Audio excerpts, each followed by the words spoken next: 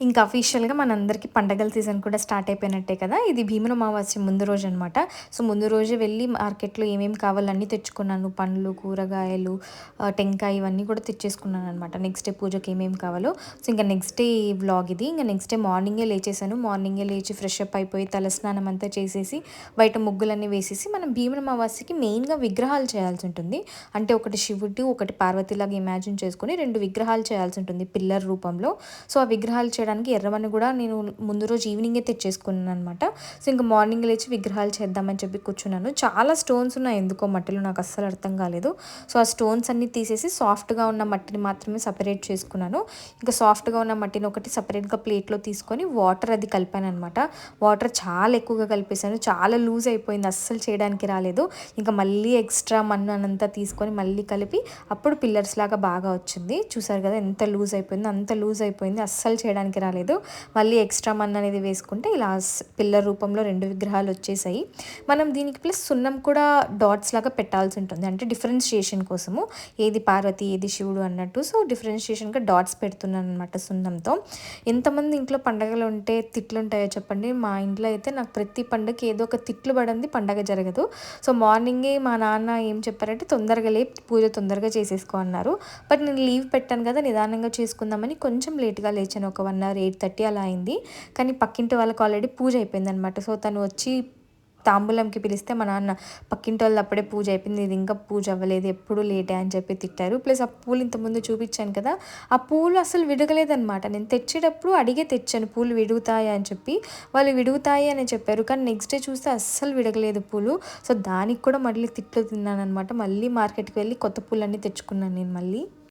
So, అలాగా నా dosage అయితే నాకు పడిపోయింది. మా ఇంట్లో చిన్నప్పటి నుంచి పండగంటే తిట్లు పడాల్సిందే నాకు కంపల్సరీగా. సో, ఈరోజు కూడా అలాగే సేమ్ ట్రెడిషన్ కంటిన్యూ అవుతూ తిట్లు మార్నింగే పడిపోయాయి. వెంటనే హడావిడిగా వెళ్ళి నేను మార్కెట్ నుంచి పూలు కూడా తీసుకొనొచ్చేసాను. అప్పటికి ఇంకా చాలా లేట్ అయిపోయింది. ఇంక ఫాస్ట్‌గా మనము భీమన అమావాస్యకి తోరణాలు కూడా చేయాల్సుంటుందనమాట. సో, ఆ తోరణాలన్నీ కడుతున్నాను నేను. ఒకటి అమ్మవారికి పెట్టాలి. ఒకటి మనం చేతికి కట్టుకోవాల్సుంటుంది. సో, అమ్మవారికి పెట్టేది ప్లస్ చేతికి కట్టుకోవడానికి. సో, 2 చేయాల్సుంటుంది మనం తోరణాలు. సో, తోరణాలన్నీ కూడా రెడీ చేస్తున్నాను నేను అమ్మవారికి, నాకొకటి. ఈ తోరణాల్లో మనకి 10 రోస్ ఉండాలనమాట. అంటే 10 వరుసలు ప్లస్ 13 ముళ్ళు అంటాము. 13 నాట్స్. సో, ఈ 2 వేయాల్సి ఉంటుంది. 10 రోస్ అండ్ 13 నాట్స్. సో, అలాగే చేసేసాను.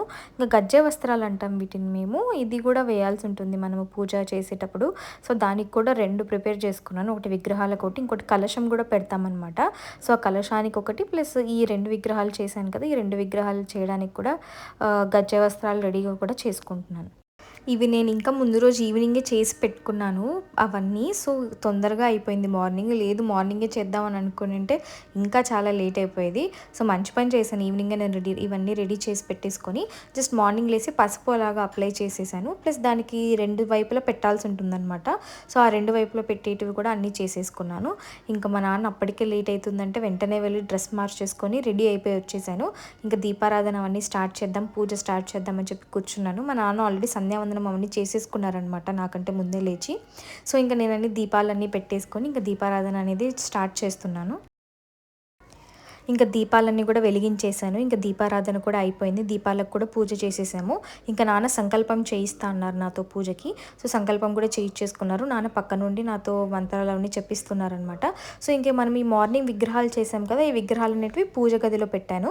ఈ విగ్రహాలు ప్లస్ కలశం 2 పెట్టాము. ఈ రెండిటిని మనము శివుడు, పార్వతిలాగా భావిస్తూ పూజ చేయాలనమాట. సో, ఇది ఎస్పెషల్లీ గౌరీదేవి పూజ అంటాము. మంచి హస్బెండ్ కోసం కానీ, ఆల్రెడీ పెళ్ళైన వాళ్ళు ఉంటే మంచి లైఫ్ కోసం కానీ ఈ పూజ చేస్తారు, ఈ వ్రతం అనేది. సో, ఇంకా పూజ అయిపోగానే ఇంక అష్టోత్తరం చదవమన్నారు గౌరీదేవిది నాన్న. సో, గౌరీదేవి అష్టోత్తరం అంతా కూడా చదివేశాను. ఇంక నైవేద్యం చేద్దామని చెప్పి స్క్వేర్‌గా చేసేసాను. చేసి నైవేద్యం అంతా కూడా పెట్టేశాను. నాకు టెంకాయ కొట్టడం రాదు. మా నాన్న కొట్టిస్తే నేను నైవేద్యం పెట్టాననమాట. సో, ఇంక పూజ అంతా అయిపోయింది. ఇక కథ చదువుదామని కూర్చున్నాను. ఇది మా అమ్మ రాసిన డైరీ ఇది. మొత్తం అన్ని పూజా విధానాలు ఈ డైరీలో ఉంటాయి. మా అమ్మ ఇట్లా జనరేషన్స్‌గా పాస్ అవుతుంది ఏదైనా ఉందంటే ఈ బుక్ మాత్రమే.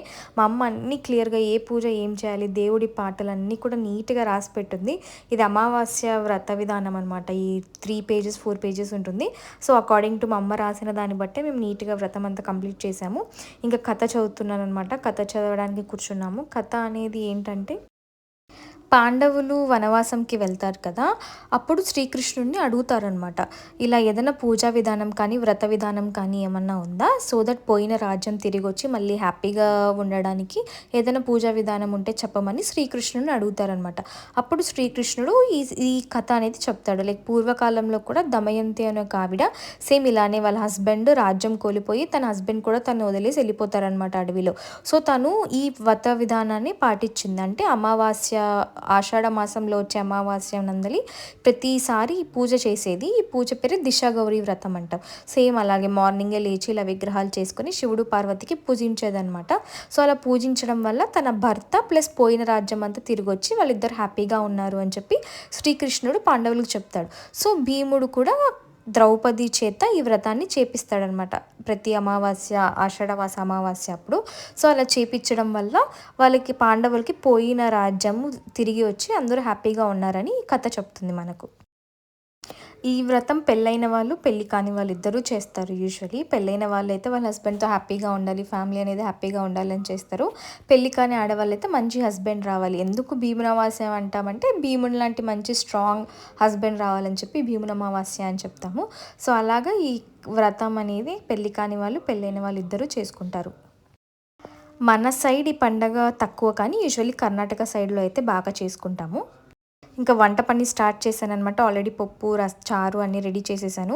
ఈ బీన్స్‌తో అయితే నాకు పెద్ద హెడేక్ అయిపోయింది. మా నాన్న ఏం చేశాడంటే మిరపకాయలు, బీన్స్ 2 కలిపి ఒకే కవర్‌లో పెట్టేశాడు. నేను ఎంతసేపు ఎతికానంటే ఫ్రిడ్జ్ మొత్తం బీన్స్ ఎక్కడ పోయాయని వెతికాను. చూస్తే మిరపకాయలు, బీన్స్ 2 కలిపేసి ఉన్నాయన్నమాట. సో దాంట్లో నుంచి సెపరేట్ చేయడానికి నాకు ఒక గంట టైం పట్టుంటది ఈజీగా. సో ఇంకా బీన్స్ అన్నీ సెపరేట్‌గా చేసి బీన్స్ అన్నీ కూడా చాప్ చేసేసాను. ఇంకా ఆల్రెడీ పాయసం కూడా చేయడానికి బెల్లం అవన్నీ కూడా దంచేసాను. అండ్ ఈ డ్రై ఫ్రూట్స్ అన్నీ కూడా నేతిలో వేయించాలి. ఆల్రెడీ పాయసం కూడా రెడీ అయిపోతుంది. ఇంకా బీన్స్ పల్లెం కూడా చేసేసాను. బజ్జీలు తినాలనిపించింది. సో ఇంకా బజ్జీలు కూడా వేసేసాను. ఇంకా మధ్యాహ్నం నాన్నకంతా వడ్డిచ్చేసాను అనమాట. వడ్డిచ్చేసి నేను కూడా భోంచేసేసాను. భోంచేసి కొంచెంసేపు పడుకున్నాను. సో ఇంకా ఈవినింగ్ అయిపోయింది. లేచేసాను. ఇంట్లో దీపారాధన చేసేసాను. పక్కింటి వాళ్ళనందరినీ పిలిచి తాంబూలాలు ఇచ్చేసాను. నేను తాంబూలాలు తీసుకోవడానికి వెళ్ళాను. ఇంక అదంతా అయిపోయాక కొంచెంసేపు ప్రశాంతంగా గుడికి వెళ్దామని చెప్పి బయలుదేరాను. ఇది థర్డ్ రోడ్‌లో ఉన్న బాబా గుడి అనమాట. చాలా పీస్‌ఫుల్‌గా ఉంటుంది. అండ్ ఇంకా బాబా గుడికి వెళ్ళి కొద్దిసేపు బాబా హారతి అంతా అయిపోయే వరకు ఉన్నాము. ఇంకా దత్తాత్రేయ స్వామి టెంపుల్ కూడా ఉంటుంది అక్కడే. చాలా పెద్ద గుడి. చాలా పీస్‌ఫుల్‌గా ఉంటుంది. ఎవరైనా అనంతపూర్ వాళ్ళు ఉంటే కంపల్సరీ వెళ్ళండి ఈ టెంపుల్‌కి.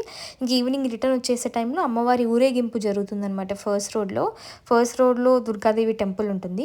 దుర్గాదేవి టెంపుల్ దగ్గర ఇట్లా డాన్సెస్ అందరూ చేస్తున్నారు. సో కొద్దిసేపు అదంతా ఎంజాయ్ చేశాననమాట నేను. ఇంటికి వచ్చేసి మధ్యాహ్నం ఉన్న ఫుడ్డే తినేసాము. పండగ పూట అన్నం తినాలంటారు. సో అన్నం మాత్రమే తిన్నాము. ఇంకా వెంటనే పడుకొనేసాను అనమాట. చాలా టైర్డ్ అయిపోయాను. సో మీకు ఈ వీడియో కనుక నచ్చితే kindly like, share and subscribe. By people.